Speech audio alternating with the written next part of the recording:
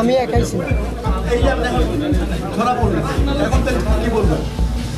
আমি তো একাই ছিলাম, যে এটা সত্যটা যেটা সত্য এটাই। আমি তো আর অন্য কাউকে আন্দাজি দোষারোপ করতে পারি। মানে তুমি কি শুধু টাকার জন্য এই কাজটা জি, আমি এই টাকার জন্য এই কাজটা করি। বুঝতে পারছেন? এবার তো আপনারা জেনে থাকেন যে বিগত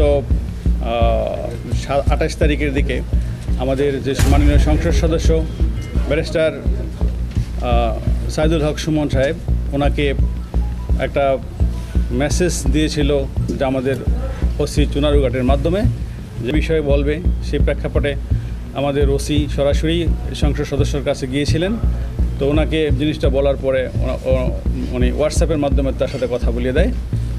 তো আমাদের মাননীয় সংসদ সদস্য ওনার পরিচয় জানতে চায়, বাট সে পরিচয় বলেনি, পরিচয় দিতেও চায়নি। তো আমরা যেটা প্রাথমিক ইনভেস্টিগেশনে যেটা পেয়েছি, সে মূলত আসলে গেমলার, অনলাইন গেমলার ছিল এবং গেম খেলে, প্লাস সে হলো বিদেশে টাকা পাঠানো, বিদেশে লোক পাঠানো নামে প্রতারণা করে, টাকা আদায় করে মানুষের কাছ থেকে। তার মূলত টার্গেট ছিল যে সে সবসময় ডার্ক ওয়েবসাইটে গিয়ে একটি লিঙ্ক পায়, সেটা হলো হিটম্যান ওয়েব যে লিঙ্ক, সেই লিঙ্কে সে একটা গল্প দেখে। সেই গল্পতে ছিল যে এক ইন্ডিয়ান এক বড় ব্যবসায়ী ছিল, সেই এক প্রতারক ওই ব্যবসায়ীকে বলেছিল যে আপনার একটি গুরুত্বপূর্ণ তথ্য আছে, যে আপনাকে মারার জন্য কিছু লোক রেডি আছে, তো আপনি যদি আমাকে কিছু টাকা পয়সা দেন তাহলে আমি সেই তথ্যগুলো বলে দিব।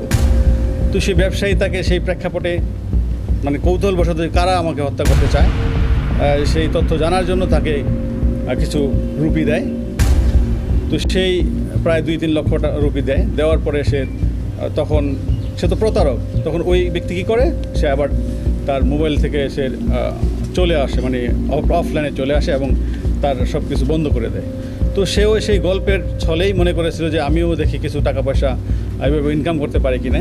তো সে তো দেখতে পাচ্ছে যে বিভিন্ন মিডিয়াতে বা বিভিন্ন সময় তার বিভিন্ন থ্রেটের কথা সে জানতে পেরেছে। সে মনে করতে ছিল যে আমিও হয়তো এরকম একটা কাজ করলে কিছু টাকা পয়সা ইনকাম করতে পারবো।